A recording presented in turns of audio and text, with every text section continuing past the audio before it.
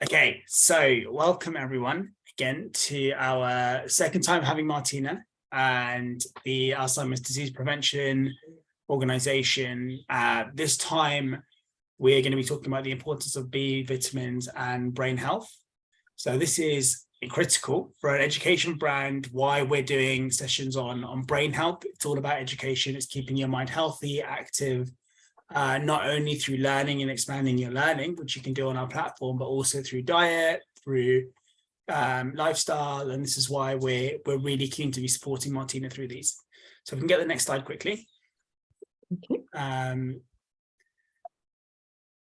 So just a high level of what Tutor Hive are. We are a edtech platform, and we are trying to connect and make education accessible. We're trying to make it into an ecosystem. We're pioneering the future of education with our innovative, engaging platform that we've built from the ground up to drive personal growth and development. We want everyone to improve. Learning should not stop at school. It should continue for the rest of your life. So that's what we're about. Get the next slide, please.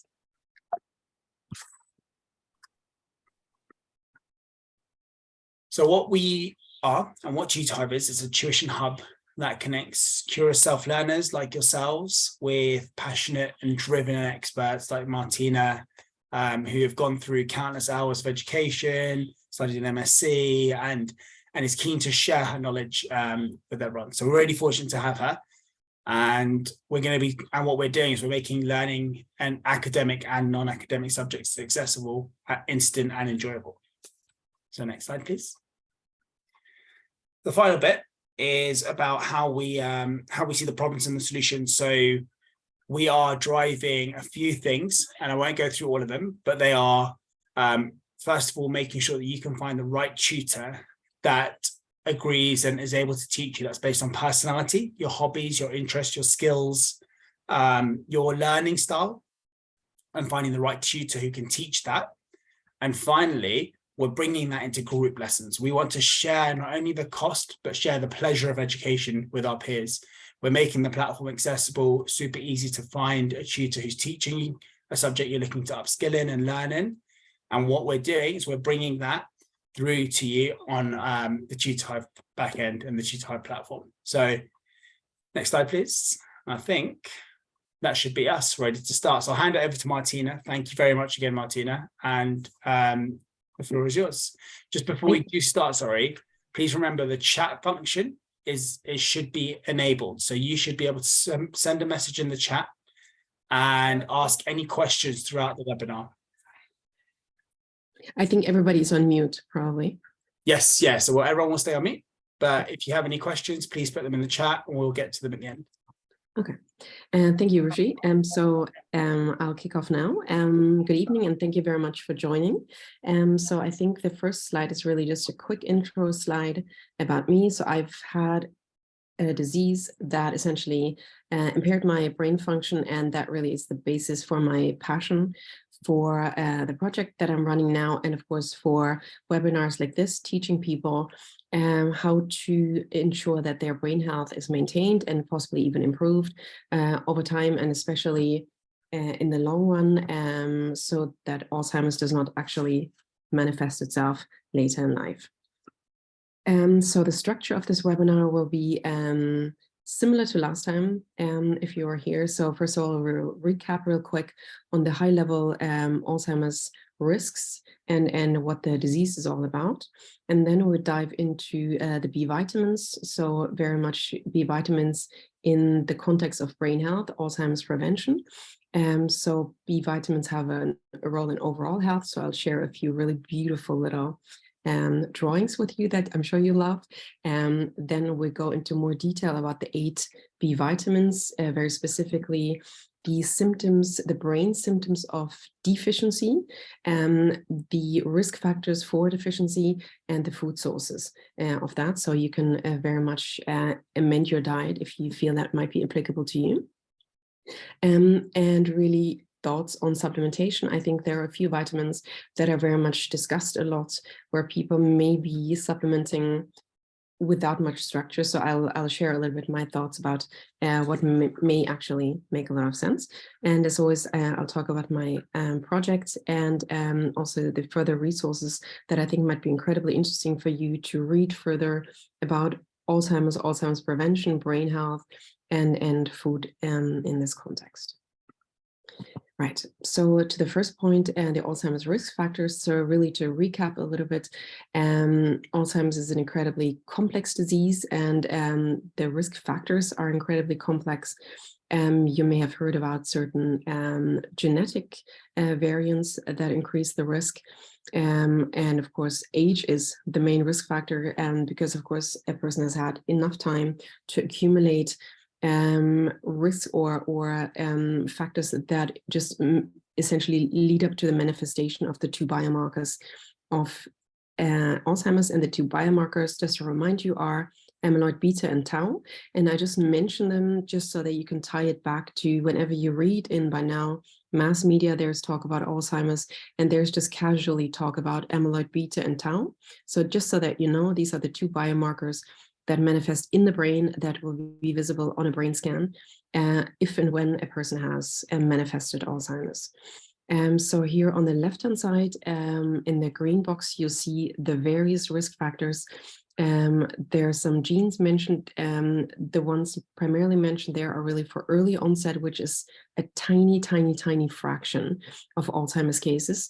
So there are other risk factors that increase the risk, but very important to always remember, genes are not our destiny. So that, I think, is a very important message, that people will not be resigned to believing, I have this gene, I have this risk, I'm going to have this disease.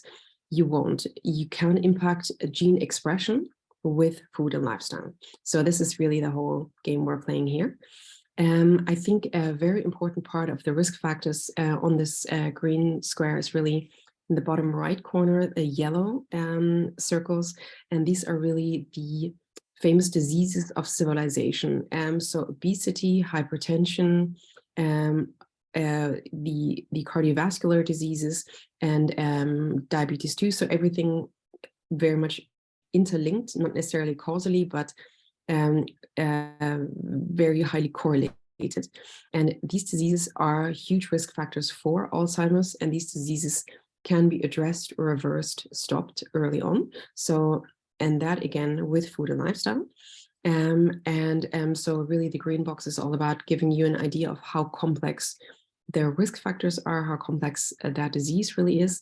And on the right-hand side, that box is very specifically showing the environmental toxins that we're exposed to as soon as we breathe. I think that's really where we are, especially if we live in a big city. And there are a few heavy metals that we may not be really clear on how likely we are to have accumulated them already within us. Mercury, for example, is a heavy metal that will have accumulated in fish, in wild fish like tuna, swordfish, shark, if you eat that. While tuna is a very healthy, theoretically healthy fatty fish, it is an old fish. It has lived in the ocean for a long time, so it will have accumulated quite a lot of mercury. So that is something to keep in mind, tuna, older fish is high in mercury. Fatty fish, of course, in general is very good. Young fatty fish, that comes back to mackerel, sardines, herring, salmon. So the classic, I think the abbreviation there is SMASH, if you want to have something to easily remember. Another point is maybe not so, people are maybe not so aware that smoking is a huge risk factor for Alzheimer's disease, and the pathway there, or one of the pathways, is really via cadmium. So cadmium is inhaled in when smoking cigarettes, and cadmium is a heavy metal that is deposited in the brain. So a very, very good incentive to not smoke. Aluminium, that of course is very often used in food preparation, and when heated up, molecules will liberate and end up in food. So I would definitely advise to not use aluminium in food preparation. And pesticides, that's really an important one. We've all heard about organic foods and that it's apparently such a fad. But I would say organic foods will have much lower, unlikely no, but much lower exposure to pesticides. And pesticides have quite a direct link with brain health in that they disturb the microbiome in the gut. And I think by now the gut-brain connection is quite well known. So anything that disturbs the gut will disturb the brain, usually via the inflammatory pathway. So that is my passionate plea for avoid as wherever you can. Right. Now, Alzheimer's disease is really talked about a lot in the big mass media, and especially the Alzheimer's prevention with food and lifestyle. And if you look at any of the articles, so there's NHS and CDC and the FDA, and everybody's talking about it, but also Guardian and Telegraph and Times, and there's never any clear guidance as to how does it actually translate into everyday life. And so that is really the basis of my project. And that is very much the basis of the series of webinars where I would like to demystify this whole concept of what does that mean, the right food and lifestyle choices. And that is really just breaking it down into different areas. And today we're talking about B vitamins. And this is really the last slide that connects to the previous webinar. And here I listed in the first slide the minerals and nutrients that are so important for brain health. And one in that list was obviously the B vitamins. I named there specifically B6, 9, and 12, because they are the three most researched in terms of brain health and the context of maintenance of brain health. But of course, the other ones we'll talk about today as well. Okay. So now going into details of the B vitamins. So there are 8, even though they're numbered 1 to 12, but there are a few missing. Not entirely clear who came up with that numbering, but just to keep in mind that there are, I think it's the 4, 8, 10, and 11 is missing. So just to keep that in mind, that's just how it was meant to be apparently.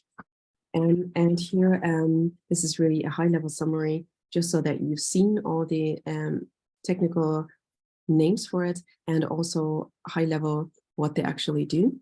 I'm having lots of funny stripes on my screen. I'm not sure if everybody can see them. And here on the right-hand side in the blue box, that really gives a single, probably one of the more important or most important functions that these different vitamins have. But I will go through every single one separately, so we don't have to go into that yet. Right, and now here is what I had promised, a few diagrams showing how complex the role of B vitamins in the human body is. That there are various cycles where B vitamins are essentially coenzymes for other nutrients and essentially for energy production, for DNA, RNA repair, for methylation, for various processes.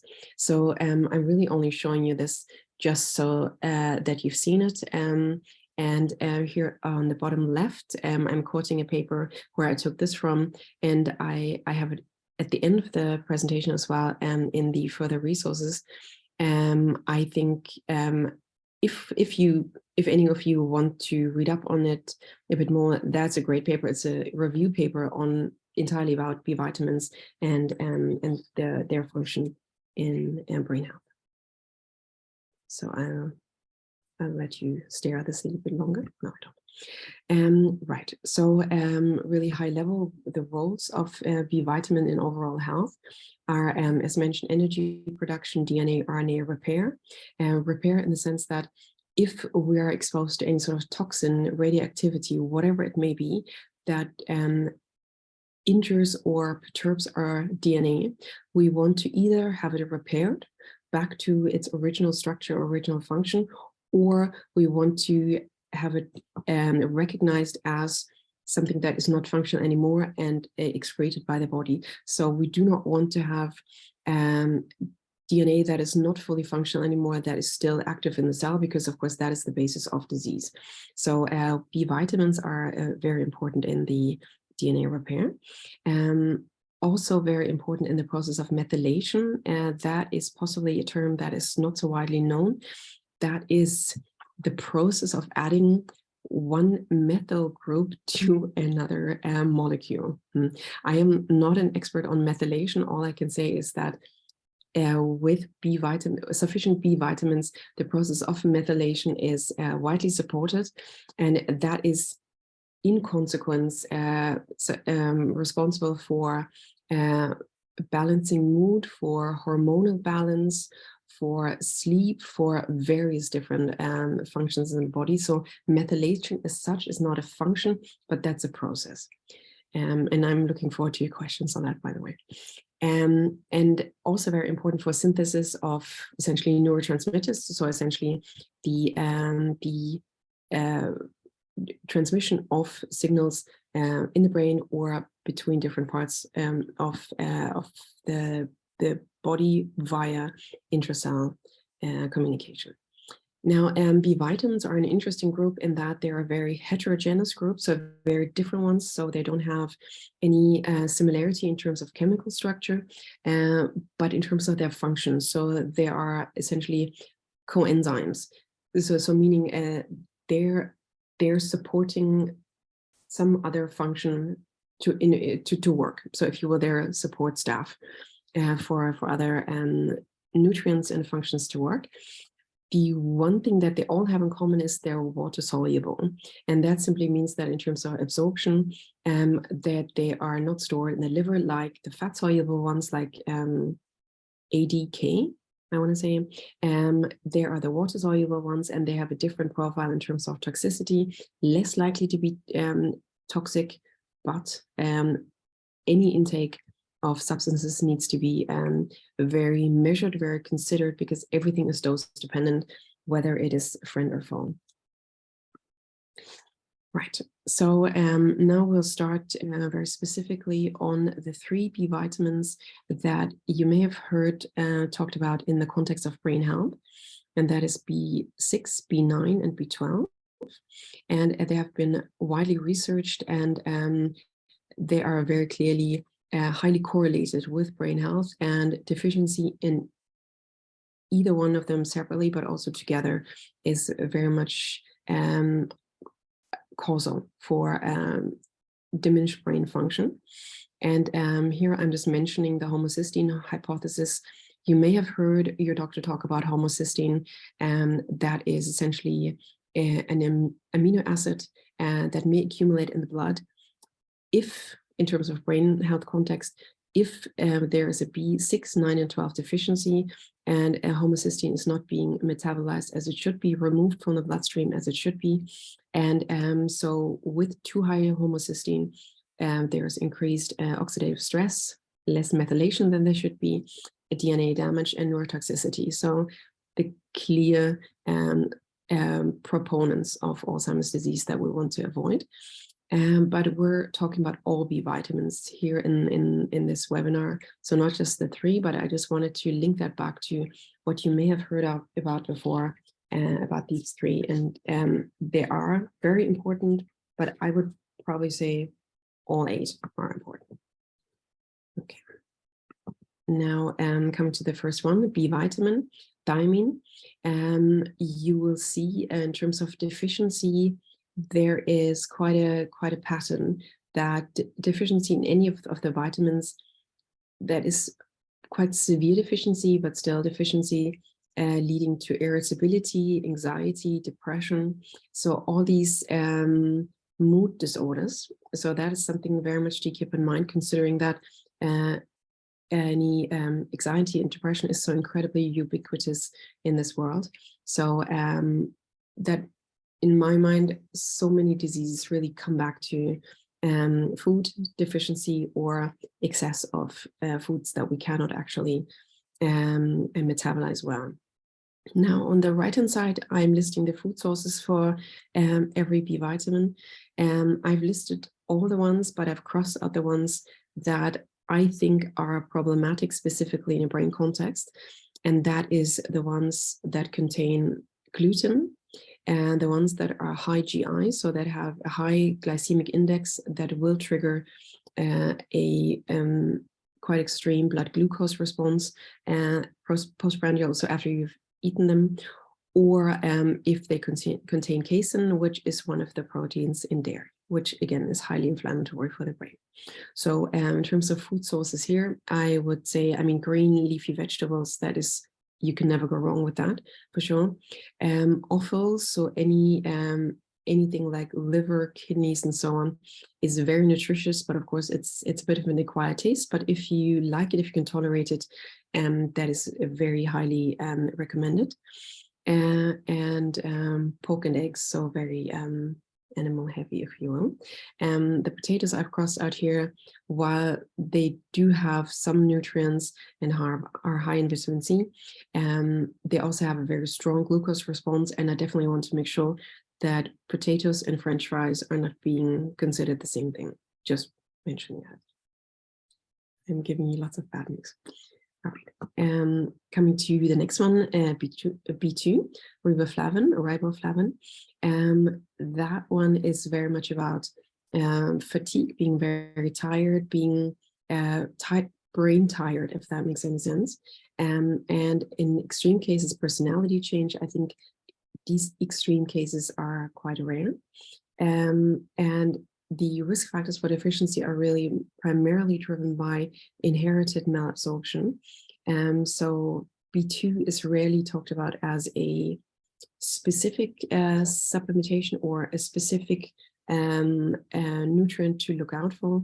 I think it is usually well covered in the famous balanced diet, but at this stage I should probably say balanced diet is something that we are very unlikely to have unless we really, really, really pay a lot of attention to that, because our foods now are highly processed or are less nutritious than they were only 50 years ago. So that's always something to keep in mind. Rushi, you had asked vegan sources of B vitamins. Yeast is very much a vegan source, because that is of course not of or not directly as such of animal origin, if you will.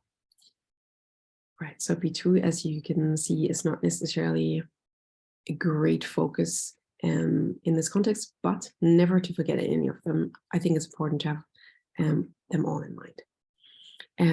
Third one, vitamin B3, and it's niacin, and again, depression, anxiety, memory impairments. So you see the trend already. Risk for deficiency, alcohol abuse, that is an incredibly important one. And of course, everybody's different in terms of how we metabolize alcohol. So alcohol abuse, there's not a definition of how much alcohol that is, or how quickly a patient has to metabolize alcohol in order to be considered normal. So I would always keep that in mind, that alcohol, as fun as it is essentially a neurotoxin. So to be enjoyed in small doses and to be enjoyed to be very aware of it and not just go for it in quantities. In terms of food sources, meat, fish, legumes, and mushrooms and nuts. And of course, whole grains I've crossed out again. I will always maintain gluten is hugely problematic in any brain context. And the older we get, the more problematic it gets. So I know there are different viewpoints on that, but I'm very happy to argue the point if you have any questions on that, or show you the papers that I would refer to.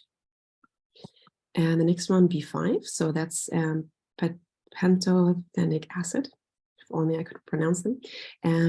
That is a vitamin, again, that is usually well covered in diet. The extreme deficiencies and the encephalopathy, that of course is just an extreme case of an inflammatory condition of the brain and the body. So I would argue that is rare, but again, never say never. So it's very important to eat your broccoli, clearly, as we all do.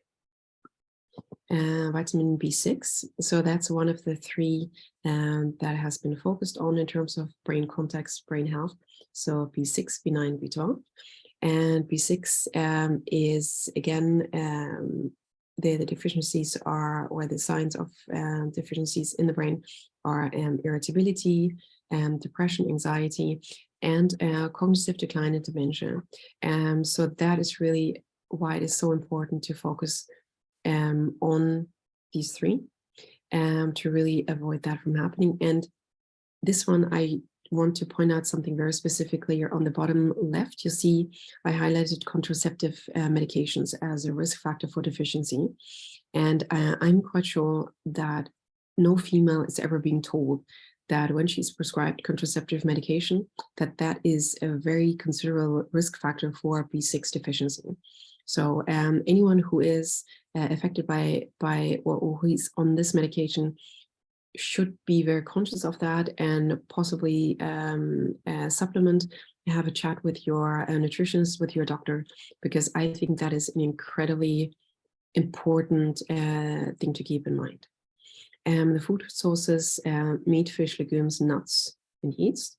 Bananas are crossed out here, even though they, of course, are nutritious, potassium, various vitamins, they are incredibly high in sugar.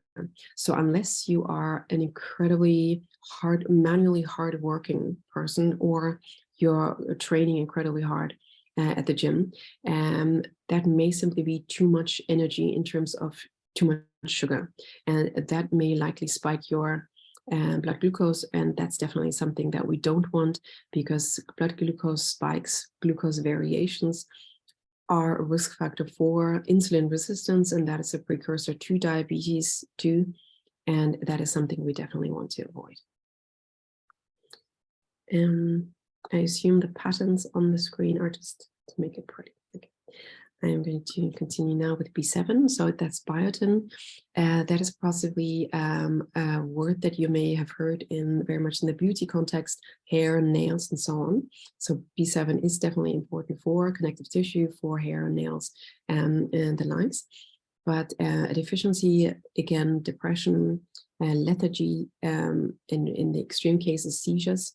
The risk factors for deficiencies are really deficient diabetes 2 and poor glucose regulation. And that is something that is incredibly common because we simply are so much exposed to very high sugar foods.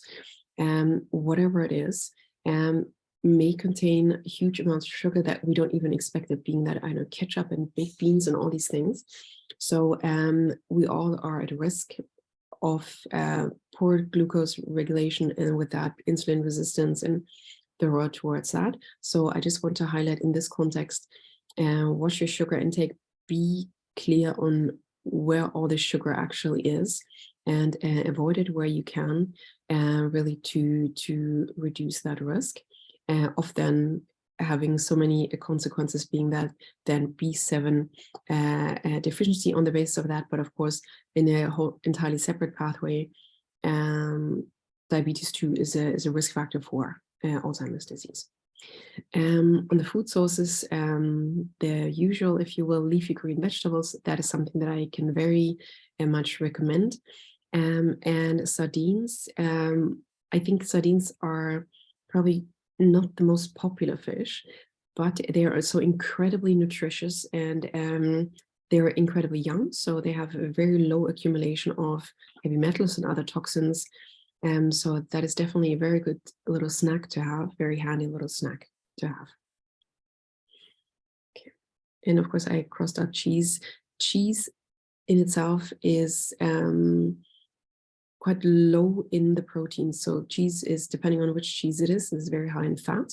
And usually fat is good, unless you very specifically have high LDL cholesterol or have a genetic variant that fosters that, or is in consequence a risk of that or from that. So cheese is something just to keep in mind, that is not just straight up always a good thing, even though it's of course tasty.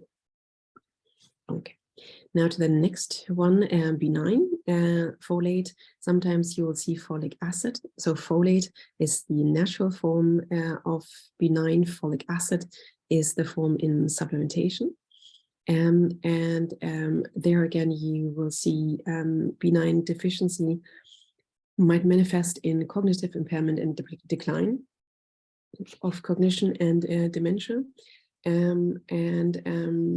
There are some genetic polymorphisms, so that's genetic variants, so something that you may have inherited from your parents that interfere with the metabolism or the ability to store or metabolize B9, so to keep that in mind. And to having low B2 and B12 may together also be a risk factor. The food sources, again, leafy green vegetables.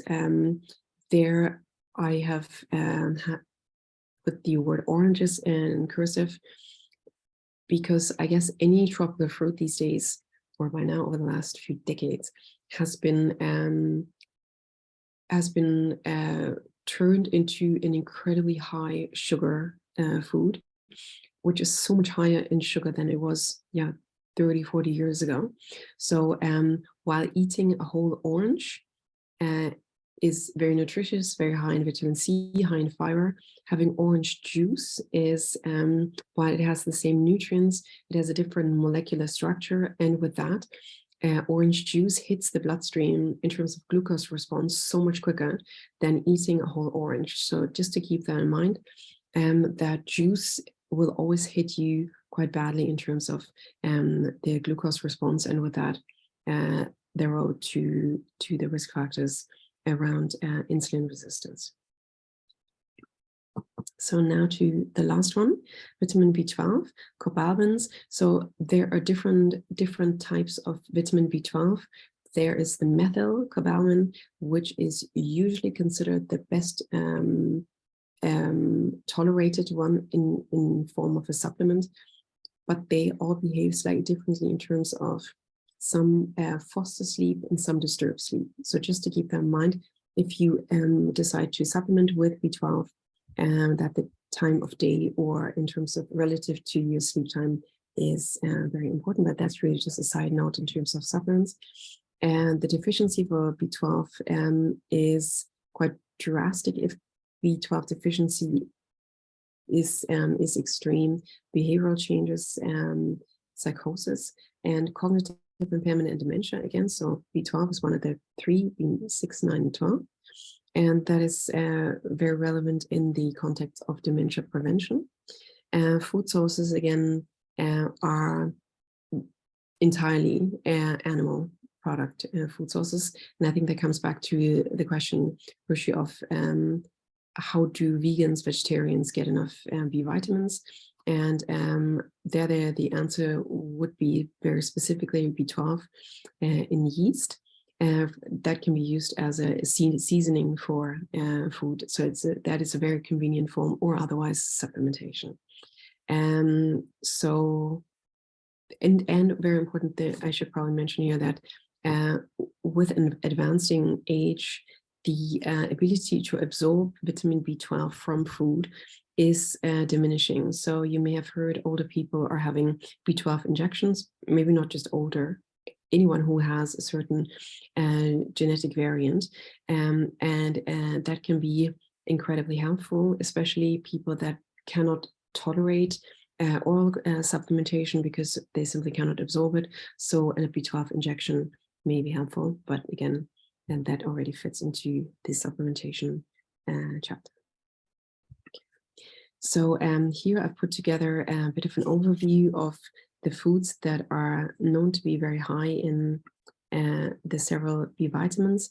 And I have just taken out anything that has gluten, casein, or is too high in sugar. And you will see that some vitamins are very, very present in various different foods.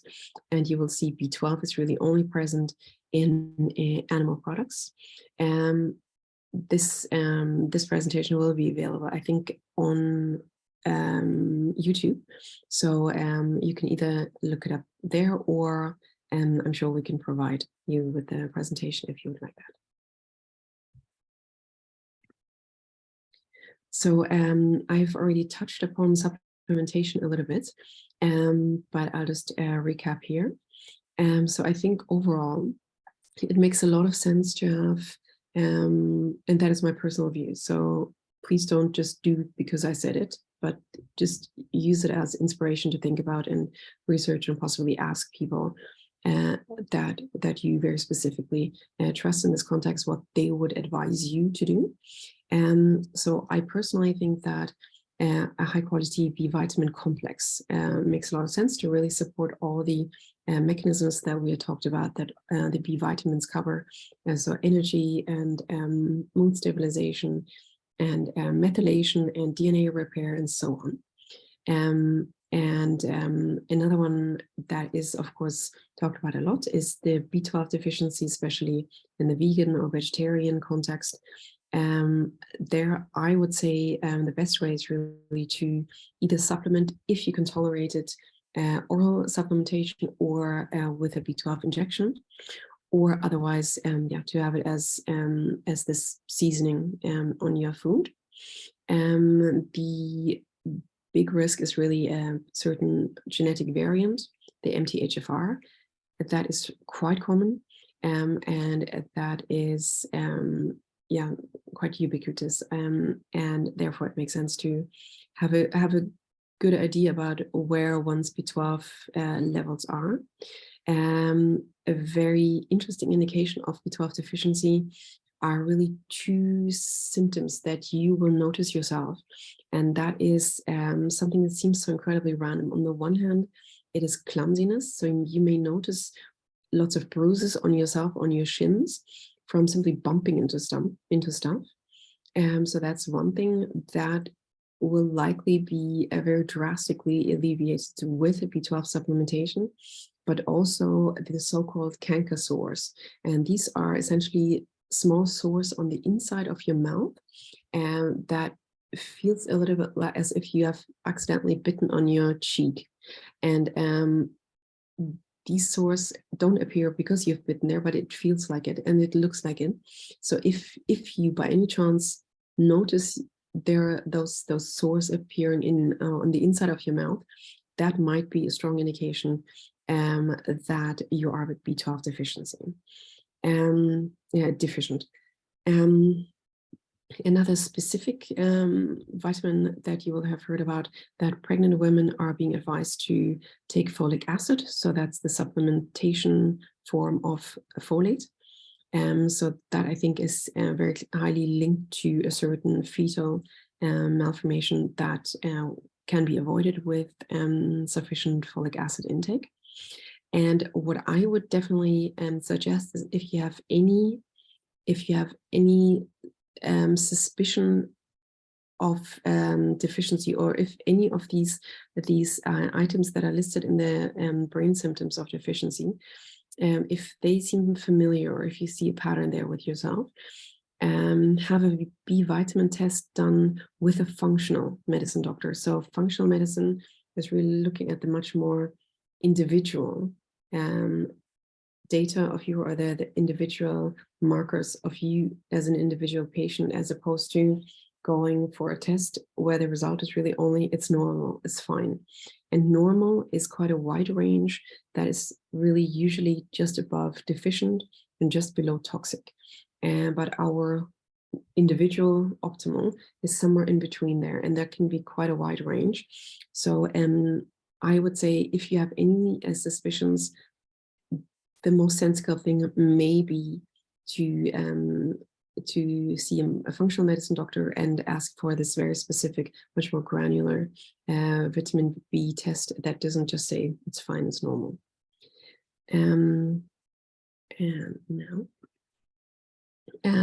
that was really the end of the B vitamin webinar. Now I'll just give you a quick overview of my project, and that, as mentioned in the beginning, is very much driven by my own experience of losing my brain function through my illness a little bit, And of course, now it has returned with food and lifestyle interventions.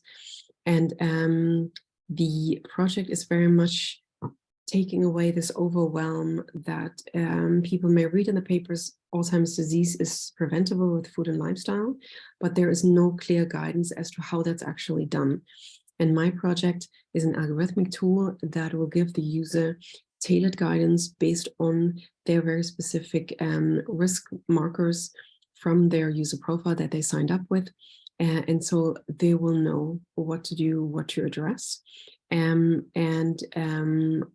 My project has been shortlisted for a small grant.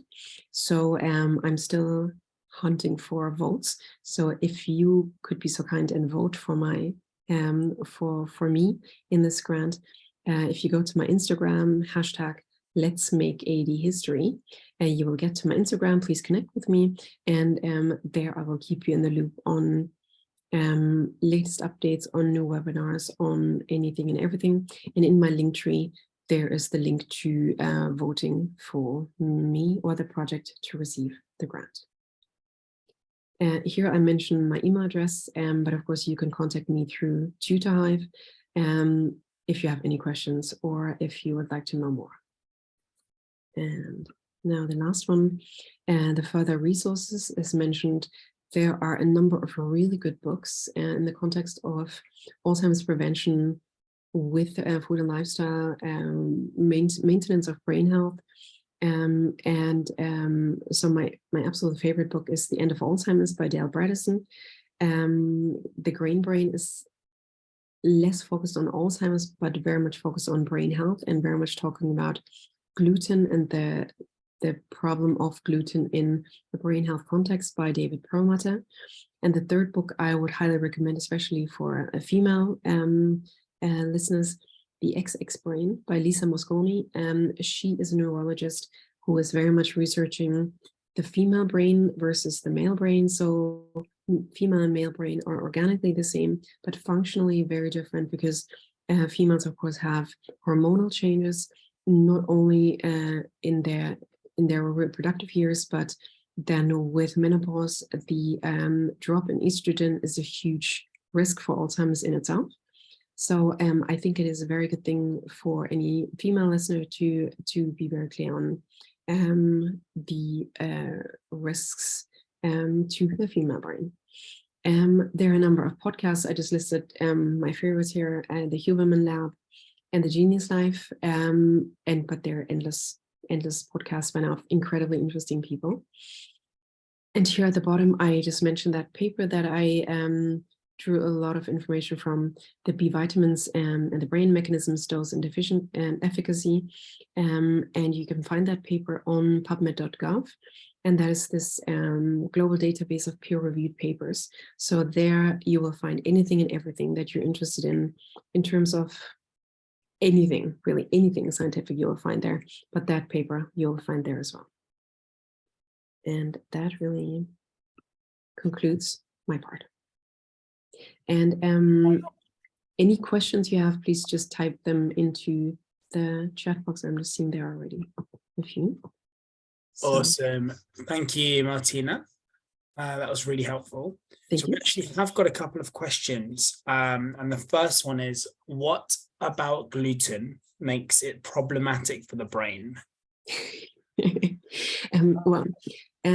Gluten is a group of proteins that are found in wheat, rye, and barley, so in those grains.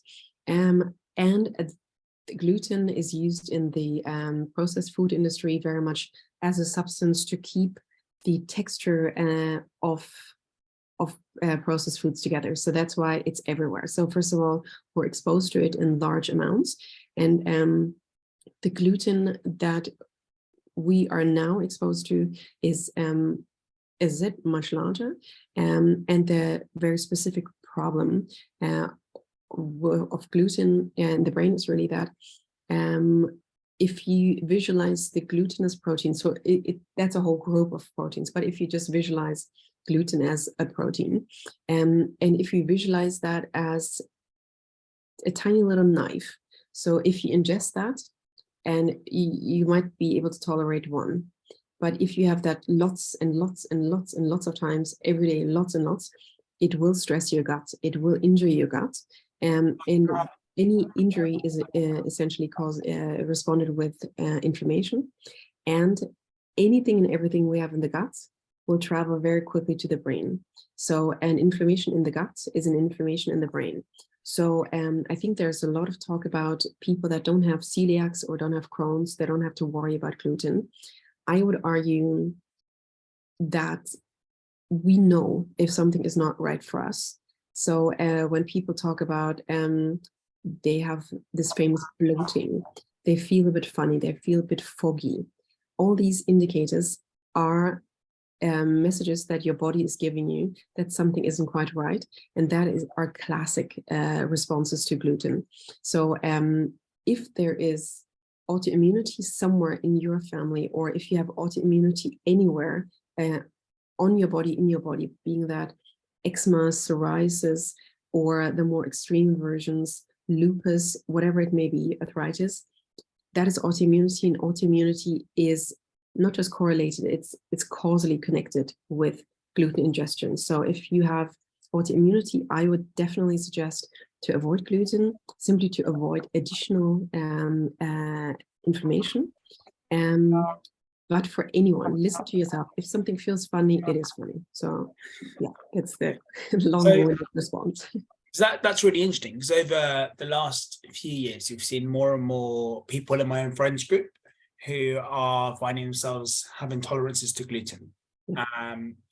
And like you've just suggested, is that because of an abundance of gluten in all the food that we eat nowadays, more so than there was before, which is why more people are starting to see that intolerance just because of the sheer volume of it, which I think is pretty fascinating, because obviously, that explains why a lot of people that I know are now actively avoiding gluten. So it's a multifactorial process. So it's not just that it's more, but there are other factors as well. So, but yeah, I absolutely agree with what you're saying. No. So another question is the best time to have B12, and is it the morning? Is the morning the best time? Is there a best time? Can I have it before I get to bed, or is there a window? So B12 is a funny one, because there are different forms. So one is methylcobalamin, which I personally take, which works best for me in terms of absorption. There are different forms. Some are said to foster sleep, to improve sleep. Some say they're excitatory, so they will wake you up. I would probably say morning is unlikely to ever be wrong. Watch yourself if you feel that you get sleepy from it. I think it is probably unlikely. But so if you are on holiday and you don't have to be fresh and awake when you wake up, you can do your little own, scientific project and figure out what it makes you feel if you have it in the morning, in the evening, and if you don't mind to stay up all night because of whatever vitamin you took. So you could try it out, but probably if you don't have that sort of time or patience, I would probably lean towards having it in the morning. And I personally, based on what I've read and my own personal experience, I would go with methylcobalamin. That is the most common B12 supplement form. Great, thank you. So I've got a question about nutritional yeast and yeast that's used in bread. Okay. Is there a difference? Is it the same yeast, or is it because it's in bread, it's different to nutritional yeast that you talked about? No, that's a question. To be honest, I'm not entirely sure. I think that's simply being in bread, but that's really just my logic thinking. Okay. Being in bread, meaning it has been heated up, so the molecular structure has likely been changed. So I think that the yeast in bread may be different from the nutritional yeast that is advised as a source of B12, and or the molecular structure has changed. So I think it's different, but don't quote me on that. I don't know that. Okay, no worries. That's something that we can find out the answer to and maybe share in the socials following up to this. So another question around soy sauce. Is soy sauce a good source of vitamin B for vegetarians? Um, the thing with soy sauce is that it contains gluten. And that is one of those sources of gluten that you just would not think of it because it is transparent. So how could that have flour or any grain in it? So that is my reason to not have it. I think the problem with soy sauce that I would say is it is incredibly high in salt, and that is processed salt. So that is not a wonderful sea salt, rock salt, Himalayan salt. That is just straight up processed salt. So I would use soy sauce or tamari sauce, which is the gluten-free version, really just as something to add taste, but not really as a source of vitamin. Yeah. But that's my personal view. I hate soy sauce. No, fair enough. That makes sense. Are there many other food items which are both high in B12, but then also contain a lot of gluten? Feels like there's almost this double-edged sword here where something could be good, but actually isn't because of the other stuff. And then it's quite difficult to work out what. Yeah. So I think if you want to be super safe and go low sugar, no gluten, no casein, you end up in no lectins and no anti-nutrients and no nothing. You end up with eating leafy green vegetables all the time. And of course, that is simply, I would argue, a very dangerous thing to do because you will hit the point when you will just want to have the craziest stuff because you've been denying it for such a long time.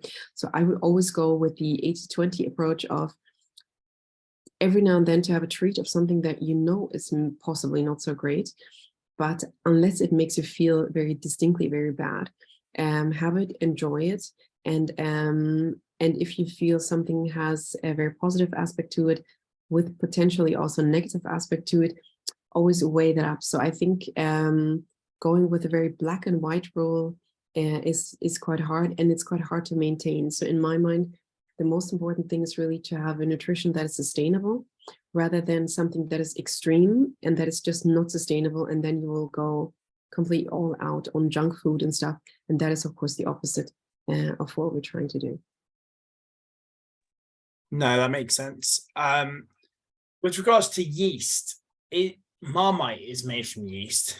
Is Marmite or Vegemite a good thing to include in my diet? Love it or hate it? I would probably say highly processed, and it is high in salt. And so again, if you enjoy it in small amounts, you know, I think it's an acquired taste.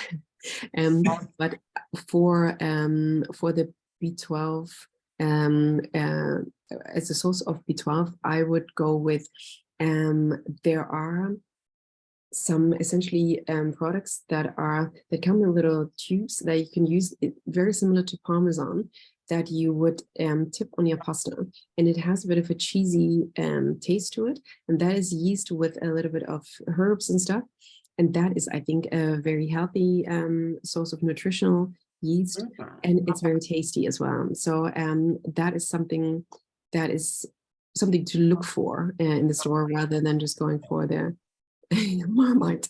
But I would definitely think that has much more taste to it and much more nutritional value.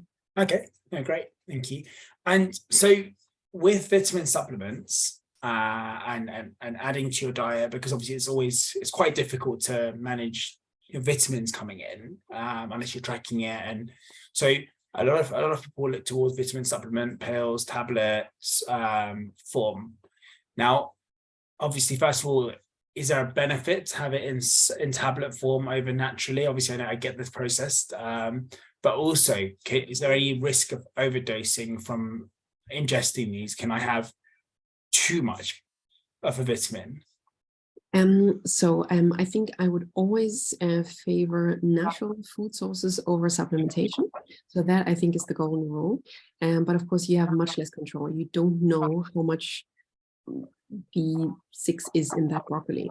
So that is one thing where you have a bit less control over the amount of intake, but I would still favor it. And I think the natural form of these vitamins is much better absorbed than in supplements. So that is one thing. And the other part of the question was whether you can take in too much. And in general, you can definitely take in too much. It really depends on what type of absorption a vitamin has, as to how it will show that you've had too much.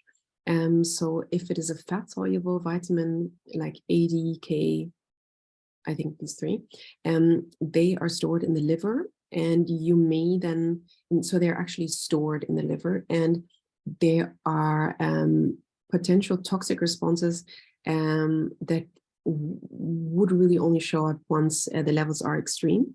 So in a regular blood test, that would definitely show up. Just as a side note, vitamin D taken together with vitamin K is a great way to reduce the risk of toxicity greatly. Vitamin D is probably going to be the next webinar, or maybe fat, let's see. So that's one thing.